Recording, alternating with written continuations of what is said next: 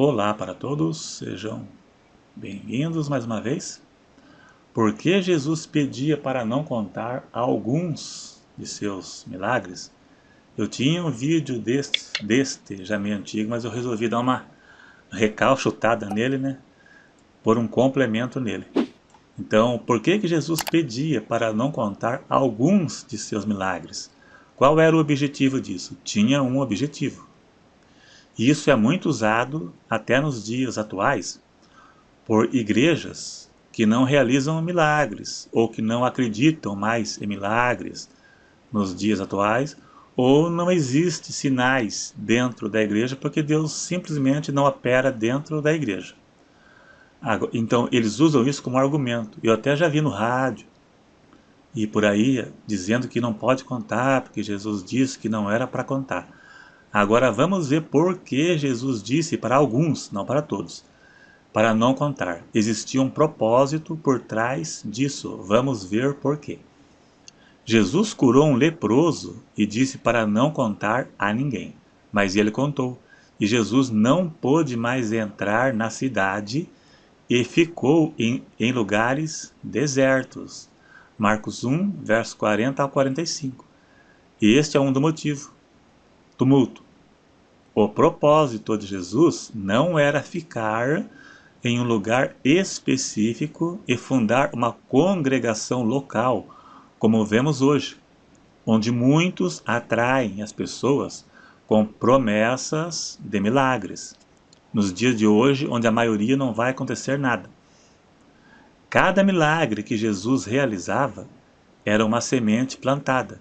Mais tarde a pessoa poderia testemunhar e mais pessoas se converteriam, pois o milagre não precisaria ser exatamente realizado pelo próprio Jesus em pessoa, mas pela fé a pessoa poderia receber um milagre.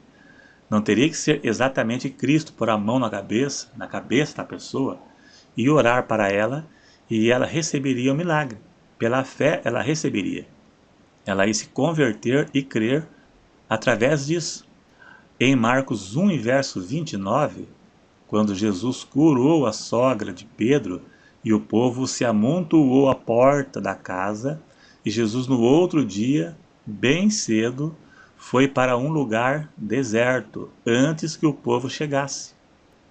Pedro disse a ele que o povo o buscava. Jesus disse que ia para outras aldeias pregar, pois foi para isso que ele veio.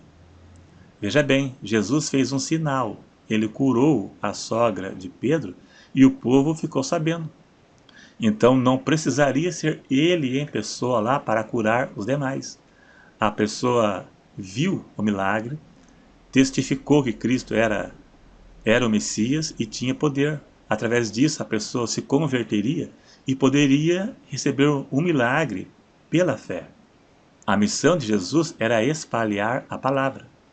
Os milagres eram a evidência do poder da sua palavra. A missão dele não era apenas curar as pessoas, mas salvá-las. Por onde passava, a semente ficava plantada. Ele saía por causa de tumulto. Isso fica evidente. Tumulto, porque não precisaria fazer uma fila para receber a cura por intermédio de Cristo. A semente já foi espalhada. Em Marcos 5, verso 19, Jesus diz para o endemoniado liberto ir e contar para os seus e para a sua casa o que tinha acontecido com ele. E depois disso, Jesus entrou no barco e se mandou. Então veja qual era o propósito. Não era tumultuar. Os milagres que Jesus operava era a evidência de que ele era o Cristo. Vamos ler João 20, verso 21. Jesus operou também, em presença dos seus discípulos, outros sinais que não estão escritos neste livro. Estes, porém, foram escritos para que creiais que Jesus é o Cristo, o Filho de Deus. Os sinais que ele operou prova e testifica que ele era o Cristo enviado e tinha poder. Veja que os sinais seguiram por intermédio dos discípulos e dos apóstolos, mesmo após a sua morte. Lugar nenhum diz que não pode contar as bênçãos que a pessoa recebeu. Lugar nenhum fala isto. O Evangelho também consiste em sinais. Preste bem atenção no que eu vou dizer. Mateus 4, verso 23, diz que Jesus, depois de ter sido tentado pelo diabo, percorria toda a Galiléia pregando o Evangelho do Reino e curando os enfermos. Fica claro que o Evangelho do Reino é associado a milagres e expulsão de demônios. Primeiro prega a palavra e depois sinais, ou sinais seguidos da palavra. Só milagres sem a palavra salvífica e autêntica não tem valor nenhum. A Bíblia cita os apóstolos e discípulos pregando o Evangelho em primeiro lugar. Jesus disse: buscai primeiro o reino de Deus, e as demais coisas serão acrescentadas. E muitas igrejas aí fazem ao contrário. Nunca a Bíblia citou eles anunciando milagres para atrair pessoas. Não é errado divulgar ou testemunhar milagres, pois isso testifica o poder de Deus e a fé da pessoa. Mas isso deve servir para que o Evangelho seja pregado aos incrédulos que ouvirem seu testemunho, e não apenas para atrair pessoas com testemunhos que vemos por aí, como na TV, que muitos nem são autênticos, pode ser combinado. Agora, trazendo tudo isso para os dias atuais, o que convence o pecador é a palavra. Primeiro, a palavra de Deus. Sinais o diabo também pode fazer. A Bíblia diz que os falsos profetas fariam sinais que, se possível fosse, enganaria até mesmo os escolhidos. Está escrito que Deus enviaria o espírito do engano para aqueles que não receberam a verdade, para que creiam na mentira. Igrejas falsas, falso evangelho, falsas doutrinas que não levam a pessoa à salvação e ao conhecimento da verdade, o milagre poderá não ser de Deus. Os sinais do diabo é centralizado no engano. O foco é impedir que as pessoas cheguem ao conhecimento da verdade e creiam em falsas doutrinas. Do tipo, isso aqui é de Deus, que se não fosse não teria acontecido nenhum milagre. Uma grande parte das igrejas hoje usam promessas de milagres para atrair pessoas. Isso é muito comum, está cheio na internet, na televisão. Eles usam isso para atrair pessoas. Segunda do milagre, terça da prosperidade, quarta da independência financeira, sexta do desmanche da macumba, né? Que você não pode ser pobre, não pode ser doente. Mas na verdade, pois nem sempre o milagre esperado vai acontecer. Na Bíblia não existe promessa de cura para todas as doenças e nem de prosperidade para todos. São artimanhas para atrair pessoas. Eles mandam alguém contar um testemunho que era pobre e ficou rico para atrair mais pessoas, né? Deus não é obrigado a dar nada que nunca prometeu. Nem todos podem prosperar e nem todos serão curados. Tem crente doente. Ele deve compreender o plano e a vontade de Deus para a sua vida. Se Deus tiver que fazer o milagre, será no tempo dele, e não da forma que a pessoa pensa. Então, deve ser pregada a palavra em primeiro lugar. Se a pessoa compreender e aceitar, ela compreenderá o plano de Deus, o plano que Deus tem na vida dela. Muitos testemunhos destes que vemos na TV são combinados.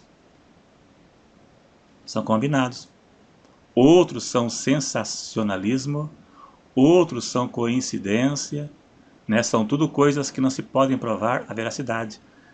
Tem uma igreja que tem canal de TV aí, que tem programa de TV, só tem testemunho de pessoa bem de vida. Você nunca vê um pobrezinho que fala português errado, dando testemunho, que era pobre, que era empregado, não sei o quê. Você nunca vê, né? E Jesus pregava para os pobres, né? Os milagres de Jesus eram reais e visíveis. O aleijado andava, o cego enxergava, o surdo ouvia, o mudo falava. Eram coisas reais. E não, eu era pobre, nossa, agora eu enriqueci, agora sim, depois que eu encontrei o Senhor Jesus, Agora a coisa mudou, né? Agora só uso roupa de grife, né? São coisas que não pode provar a veracidade. Você não vê lá um pedreiro, um servente de pedreiro lá, ganhava 500, agora estou ganhando 1000. É só coisas que não se pode provar a veracidade. Nesses que eu vi na televisão, que você também pode ver por aí. Então são coisas que não se provam a veracidade. Fazer propaganda e promessas, fazer propagandas e promessas de milagres para atrair pessoas é sentenciar alguns, pois não, na maioria dos casos, não vai acontecer nada, nada, como a pessoa pensa. Às vezes, o milagre você tem que pagar o preço. Davi ficou 20 anos fugindo de Saul depois que foi ungido rei. José do Egito ficou mais de 10 anos preso e sofrendo para depois reinar, ser governador do Egito. Tudo tem um preço, a pessoa tem que entender Deus, o plano e o projeto de Deus. Não é você dar teu Fusca e daqui 7 dias aparece um BMW, não, como fazem por aí, não. Não é assim não. Barganha, um cristianismo de barganha.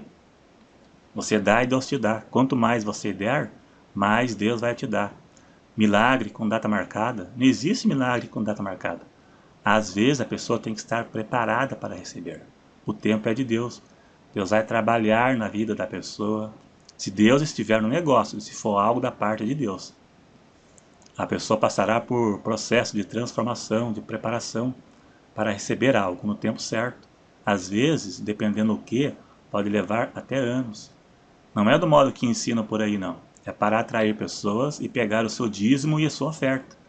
Essas igrejas por aí, que donos de igreja têm avião, têm mansões, entendeu? Com o dízimo dos coitados que vão lá, ficar sustentando eles. A realidade é essa mesma. Então, milagre existe. Hoje, Deus pode curar, Deus pode libertar, Deus pode prosperar, Deus pode enriquecer, se for de sua vontade. Se for. João disse, se pedirmos alguma coisa segundo a sua vontade, ele nos ouve. Se for da vontade dele fazer tal coisa por você, ele fará. Se não, não. Né? Buscai primeiro o reino de Deus, e o resto será acrescentado. E as igrejas fazem ao inverso. Eles buscam as coisas do mundo, e o reino de Deus fica para depois, né? Porque é isso que o povo quer. Né? Eles vão em cima da intenção da pessoa, da cobiça da maioria, para atrair seu público. Então é isso aí. Então, se gostou, clique em gostei. Se você não é inscrito, se inscreva aí, é muito facinho. Clica aí embaixo aí, o sininho aí no se inscrever, e se inscreva para ajudar o canal. E até a próxima.